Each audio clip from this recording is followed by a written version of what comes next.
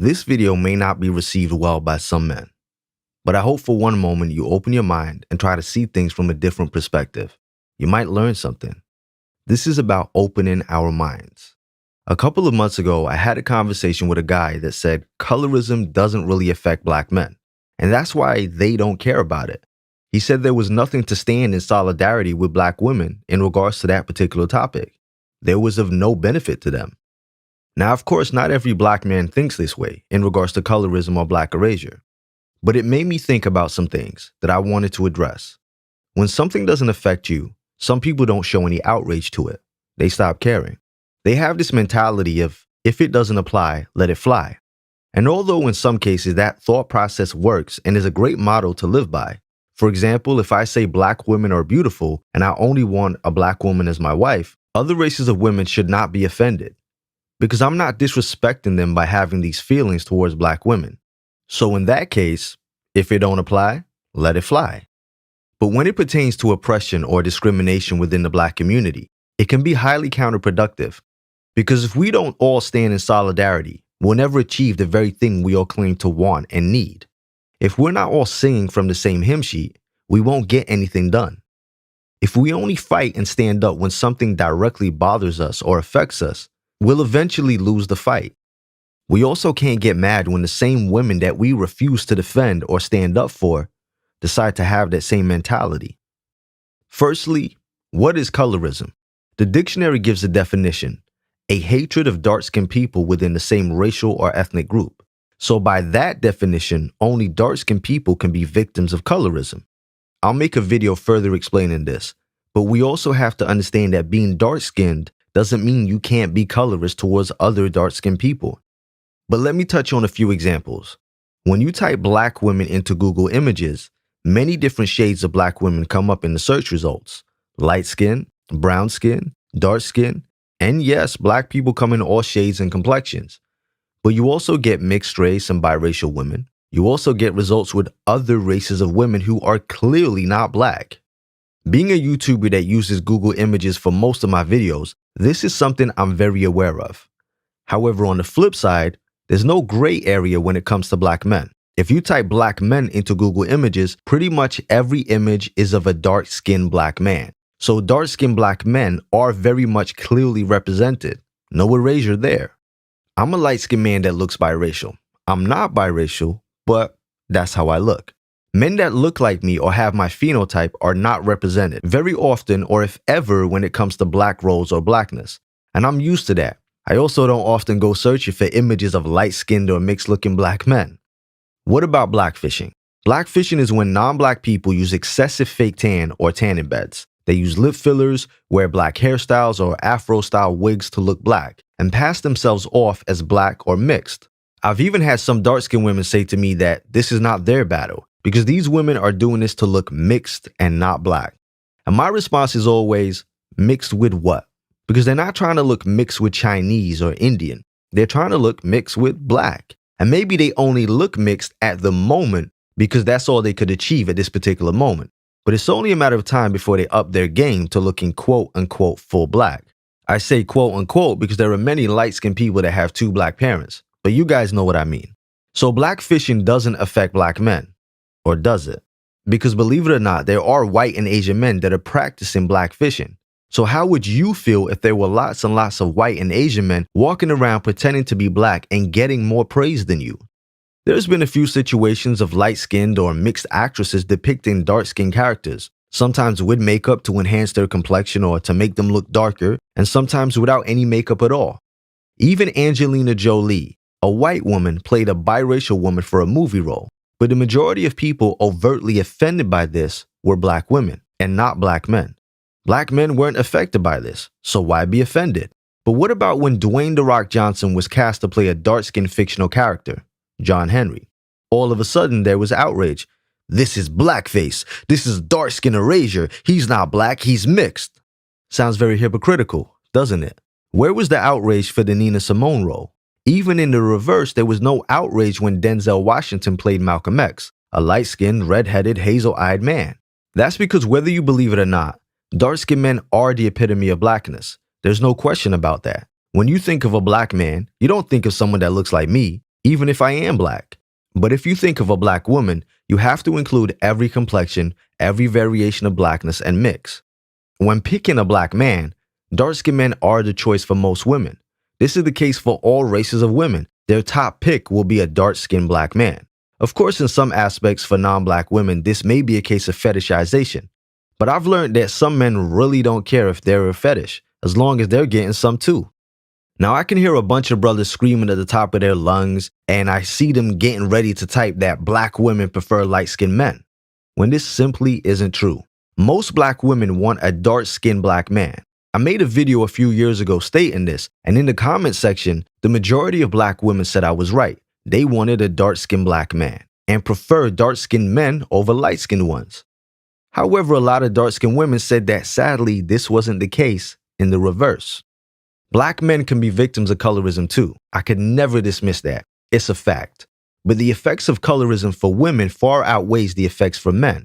It's deeper than just name-calling or not being picked as a love interest.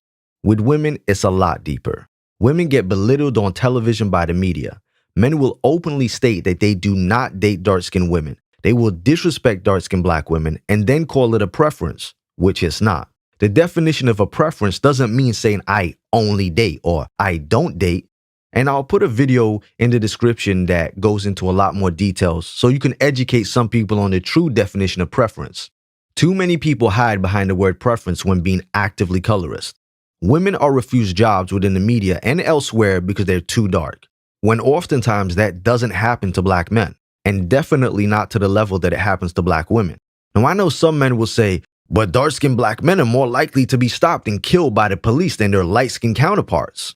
Now, this is very true, but it's also a deflection tactic, because what we're talking about here are things that happen within the black community from black people towards other black people, simply for being darker.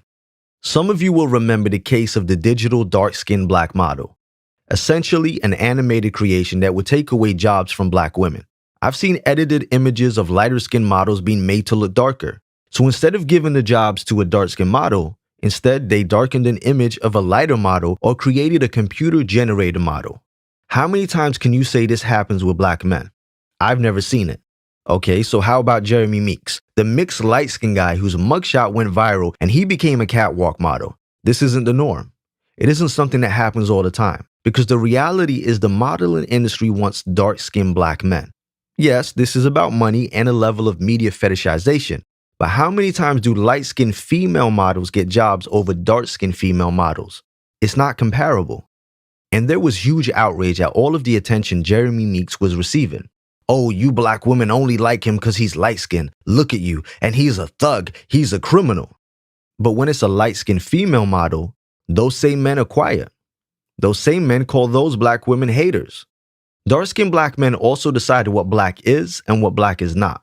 I'm not black because I'm light-skinned and mixed-looking, while my sister, that has the same parents as me and who looks just like me minus the mustache and the goatee, is black. Kendrick Lamar's fiance is black. Stop complaining, she's a black woman and you women are just hating. Stop dividing us. But in the same breath, from the same men, Simone Biles' boyfriend is not black, and this is not black love. Do you get my point? So that leads me to a very touchy subject. Who are the perpetrators of colorism? We know that the Pilgrims, aka Brad and Becky, created colorism as a tool to keep black people divided. But who truly keeps it alive? Is it the dark-skinned women complaining about colorism and highlighting dark-skinned female erasure?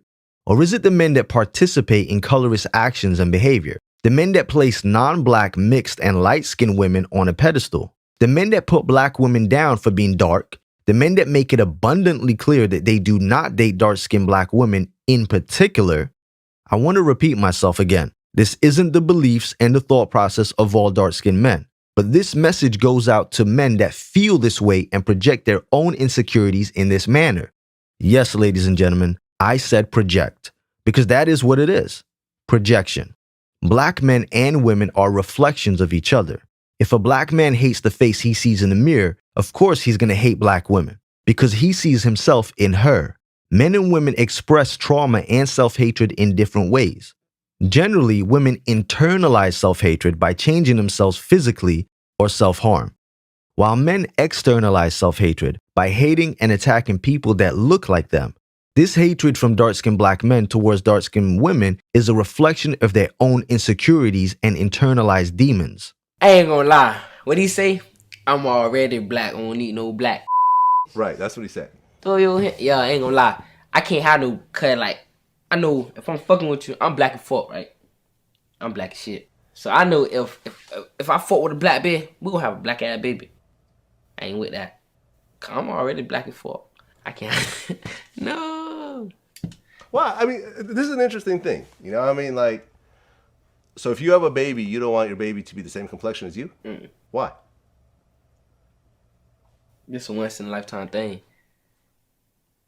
What do you mean? Like, this a dark ass shade. They be hell nah. I can't have. That clip that I just played is a perfect example of self-hate and projection. Here you have Glock 9, a young dark-skinned black man that states he doesn't want to date dark-skinned black women. But if you really listen to what he says, it's more about him and his projection. He says he's too dark, and if he has a child with a dark-skinned woman, that baby will be too black. He lets you know he can't have a dark-skinned baby. You can tell he has a fear of having a child his complexion. He looks at his own arm and says, hell nah. This a dark ass shade. They be hell nah. I can't have. It's actually sad when you really break it down. We're in this fight together. Remember that. We need to keep the same energy. You might think if it doesn't apply, let it fly. But you never know when it might be your turn. You never know how and when the pendulum will swing. It might be you being erased or replaced. These are just a few of the examples that I presented to you, and a lot of them show a lot of hypocrisy. So in response to the man that said colorism doesn't affect black men, and that's why they don't care about it, that's why there is nothing for them to stand up for, it's very obvious that this is selective outrage. And for these same men that don't stand up, that don't speak up for dark-skinned black women, don't defend them, these are the same men that get offended when a dark-skinned woman is with a light-skinned man or a mixed man, or when a mixed man is given a role for a dark-skinned man, or when a light-skinned model gets attention from black women. I'm curious to read your thoughts in the comment section. And remember to check out the description. I'll put some links to some very important videos. Peace, love, and coconut oil. Hey man, that's racist! Please remember that from now on, brand new never before seen videos, as well as live streams, will only be available on my website, ikyg.com, via a Patreon subscription. ikyg.com is a black-owned, black-ran platform, 100% free from censorship. It's the only place where we don't have to worry about what we say and expressing ourselves. Make sure you check out the description and the comment section for important links, as well as information in video form that shows you what benefits you get when you support the site and join my Patreon. If you enjoyed this video and want to see more, then don't forget to subscribe and be notified every time I upload a video. For exclusive content and perks, check out my Patreon. This is where we have private live streams, group chats, live Q&As, live phone calls, and open topics. This is a safe space where you can interact with other like-minded people, make friends, send each other direct private messages, and so much more without any trolls. And yes, you get to use GIFs and images in the live chats. So what are you waiting for? This is a completely independent website, free from censorship. If you'd like to make a donation towards the site so we can continue to put out the truth without fear of being silenced, then please hit that donation button. It's greatly appreciated. Check out the rest of the site for videos, private and public live streams, find out all the tea, and make sure to utilize the Black Money section of the website. Advertise your business absolutely free to people that look like you, free forever. And don't forget to follow me on Instagram and Twitter at angel_IKYG.